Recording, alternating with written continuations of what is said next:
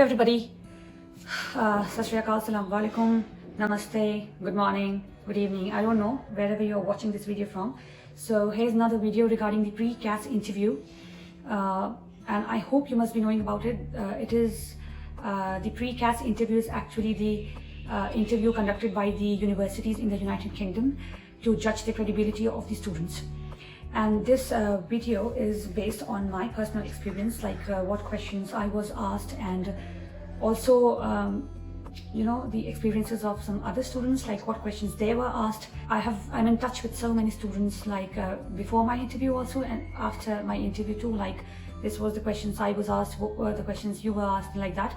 And so kind of getting some overall idea, I thought I should make a video where if anyone's going for higher studies or bachelor's or anything, or in the UK especially, so they can be also called to face such interview.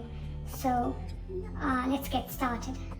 So I hope whosoever is watching this video must be having some basic idea about what is CAS. So we'll let you know that it is confirmation of acceptance for studies. So this stands for, it basically for the UK immigration rules, and which require the university to sponsor your application, and they actually for the student visa, and they judge the credibility of the students, like if the documents you've submitted, the scores you have submitted, like your IELTS scores, IELTS, and any other examination which the university may consider your application for, like whether you are a genuine student or not. So after when the interview is conducted, there's going to issue you a CAS number, and then that number is something you're going to use to apply your student visa. So okay, I will tell you my own experience, like what were the questions I was asked during my pre-CAS interview. So my interview was conducted on 22nd of July 2021. The Indian time was 4:30 p.m. and the UK time was 12 p.m. Okay, yes.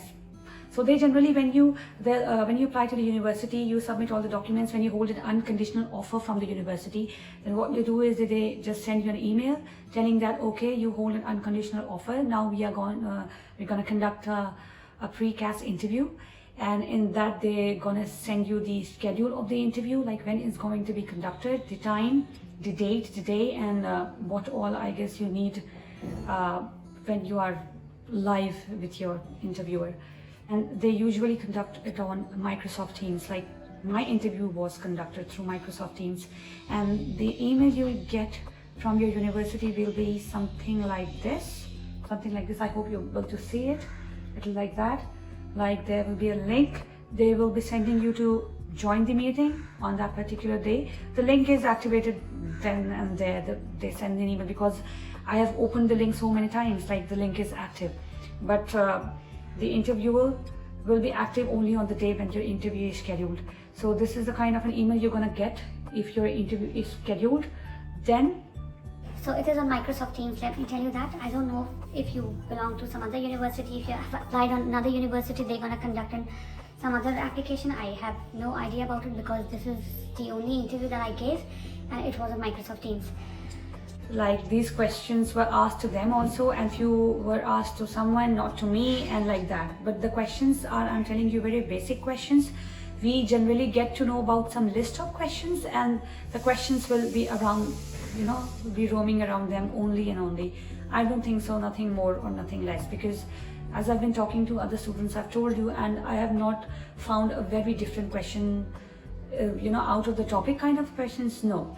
So there are some basic and generic questions, which I think is more than enough if you prepare well before your interview. Also, I want to mention one thing, that the entire video I will be speaking in English, because I don't know which part of the world you're watching me, and if you have applied for a UK visa or a student visa to study in the United Kingdom, I think you have to speak English. So I thought, why not make the entire video in English only. Okay, so the interviewer came approximately at 4:36 or 4:37 p.m. to conduct the interview, and then suddenly, because you are already there, and you'll definitely get the email that you don't have to be late, in the sense like I would suggest you that sit 10 minutes before only, like open the link, sit at 4:20 p.m. or 4:25 p.m. if your interview is at 4:30 or something like that. Always better to sit there. And also please kindly mind your connection and all. If you have a Wi-Fi connected on your phone, so better you have another Wi-Fi, like with another phone attached, because I think I would suggest you a double Wi-Fi, because if the electricity is gone, there's a shutdown of power, then another phone is automatically attached. You are connected so that the interview is not interrupted even for a minute, because I'm just giving you the basic idea so that you should not lose even a chance. You must be thinking that why I'm telling you this, because sometimes, because the tension, the stress of the interview or anything like that, sometimes we forget it. So I would suggest that you should be perfect at your end, so that nothing happens, not even a point of mistake should be from your end, because that I don't think will give a good impression, even if it's not your fault. And also when my interview started, the interviewer came and she said, hello, how are you, like how's the day? But I think in my side I greeted first, like as soon as I saw that she's there live, it will be a video call of course, and I immediately said, hello, are you getting my voice? Yes, it's getting. Hello, good evening. You'll get to know who is going to take your interview. You must be knowing the name of that interviewer beforehand, so keep that in mind. And I think that's my way. I saw her face pop up and I said, good evening, so and so ma'am, how are you? And that I think gave a good impression, and of course a reply is gonna come that, oh, good evening, I'm fine, thank you, how are you? That's how it all started. Then later on, she just checked, am I audible? The basic, questions, know that things are right on place so that we can start the interview. Then she said that, okay, we are going to start your interview. You ready? I said, yes, I'm absolutely ready.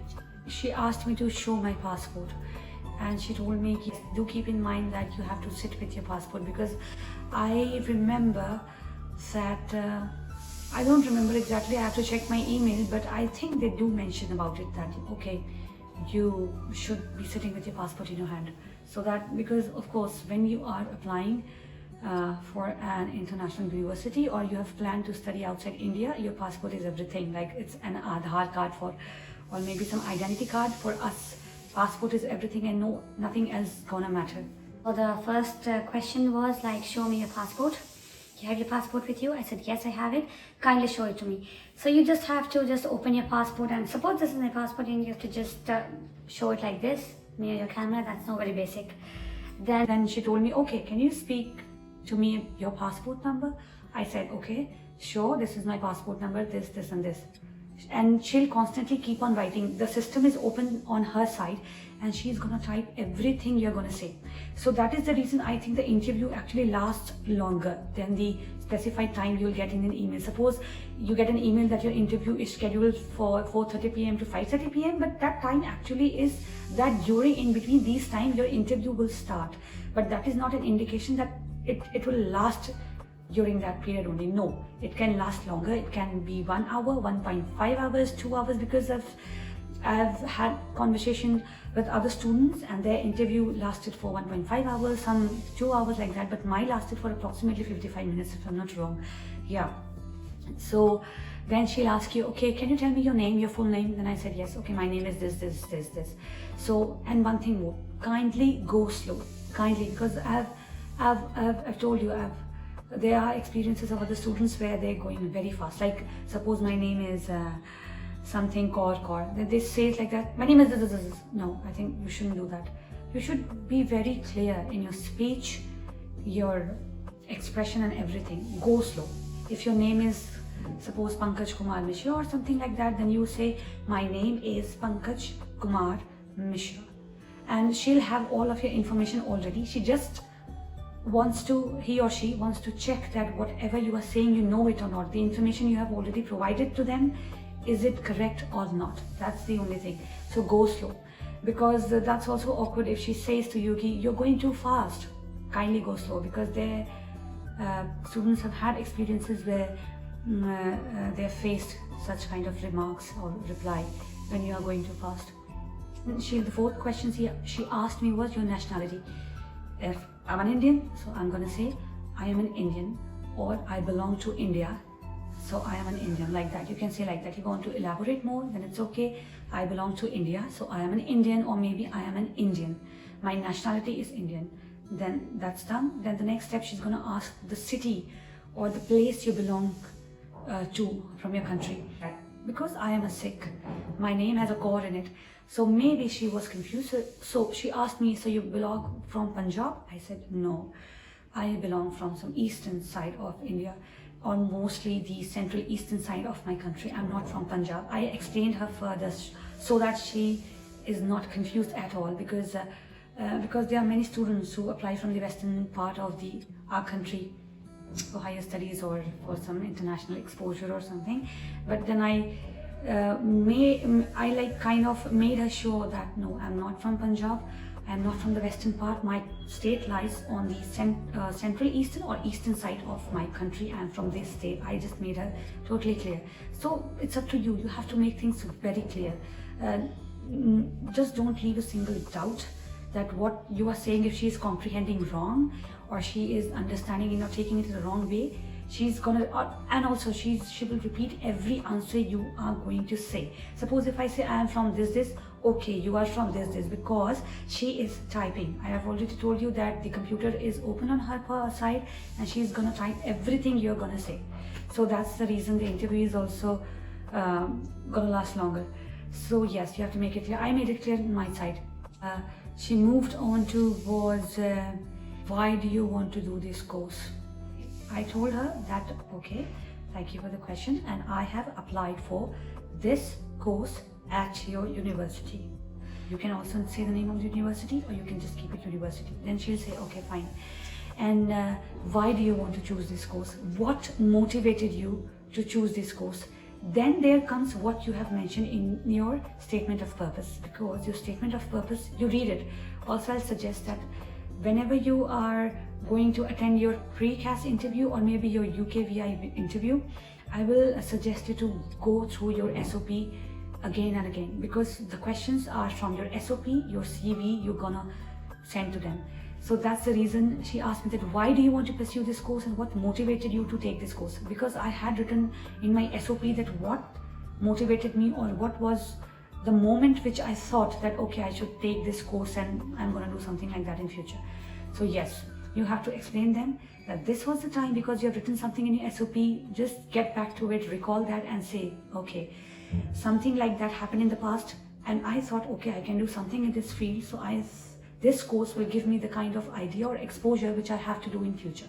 So it is kind of your future plan, and the thing, what was the spark which actually pushed you to decide that I am going to study such and such course from such country, or maybe like that. Okay, so do keep this in mind, because everything is interrelated, because they have already gone through your SOP and the CV, and they just want to know that what you have written there and what you're asking right away is actually same or similar or not. Not similar, I would say that exactly like that.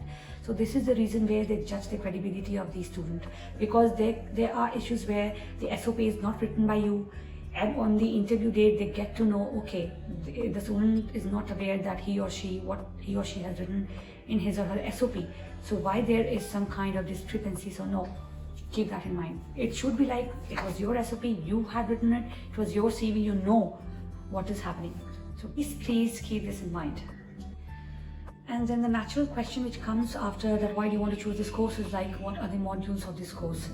So please read properly, go through the entire university website, read every bit of it, read your course details, your course modules, when it is going to start, when it is going to end, what is the fee structure, and what is the other alternative, like if there is similar courses, or like there are, because in international universities apart from your country, they have same kind of course but some kind of similarity. Suppose if my course is for 1 month, the name is so and so, there is again the same course but with extra added 6 months, like with professional placement, with pathways, then with industrial training, like that. They have courses like that. So you have to make them clear. My course is this. It is going to start on this date, going to end on this date.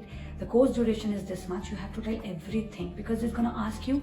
The another question is, when is your course going to start? So I think the answer which I gave, that the course date which was mentioned in my offer letter was this.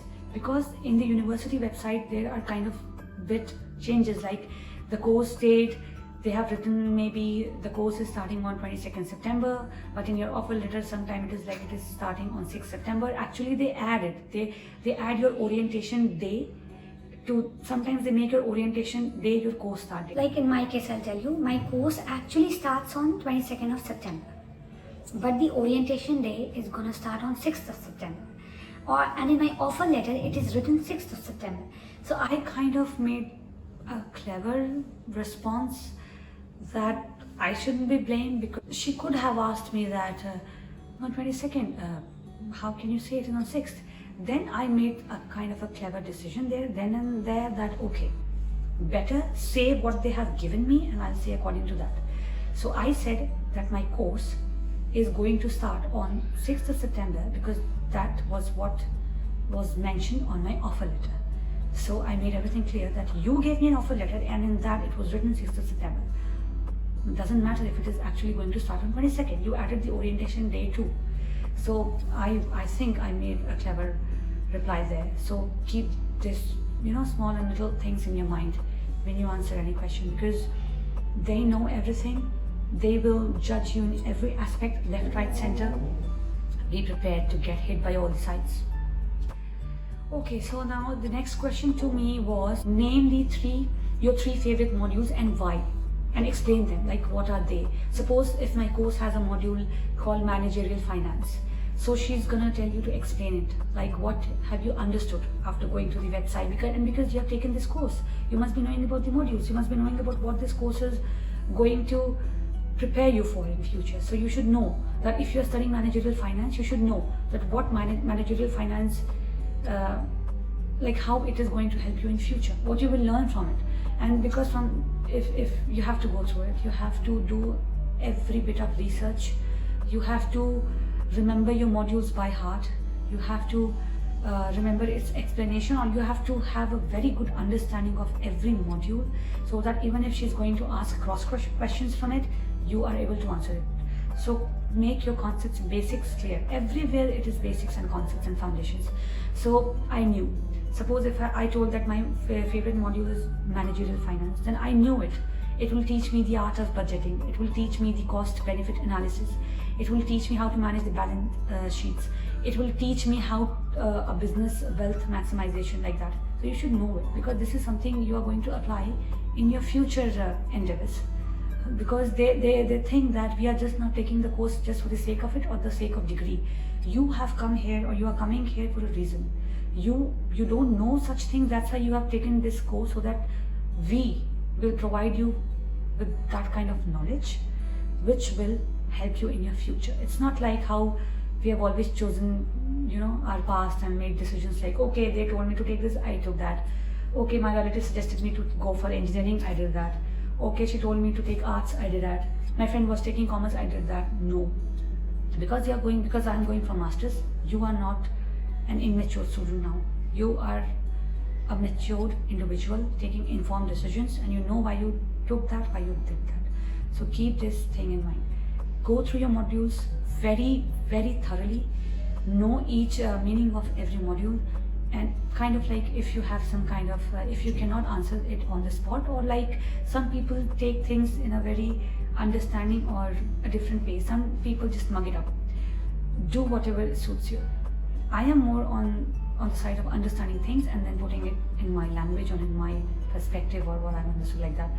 See what suits you. If mugging up is working for you, do it. But still, be prepared. I explained all my 3 favorite modules. Then I briefly explained them, that what they mean to me and what I have understood by them, and how they are going to help me in future.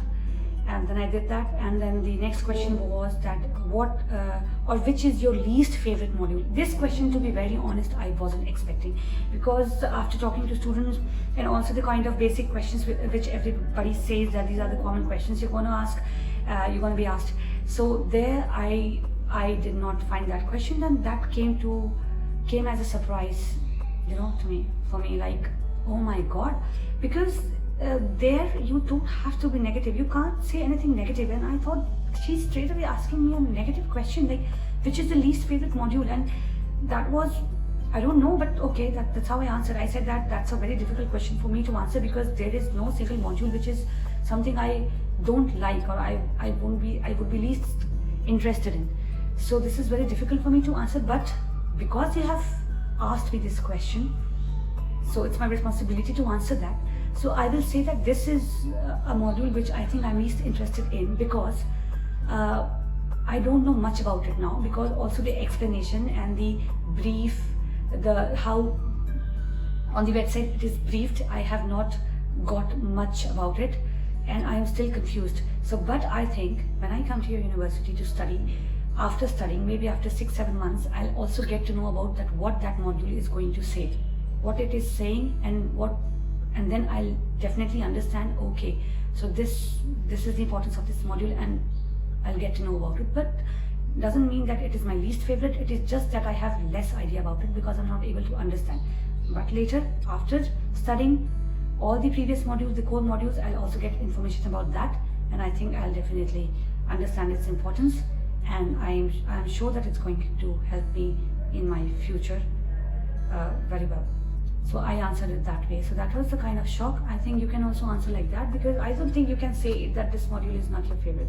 That was a very, and I think that they have deliberately asked this question just to judge the caliber or the mentality or the thoughts of the candidate, that what they think about. So I thought that I shouldn't be negative. I should not give them an impression that I don't like this at all. Otherwise they will ask me, if you don't like it, you don't like it so much, you hate it so much, then why are you taking this course?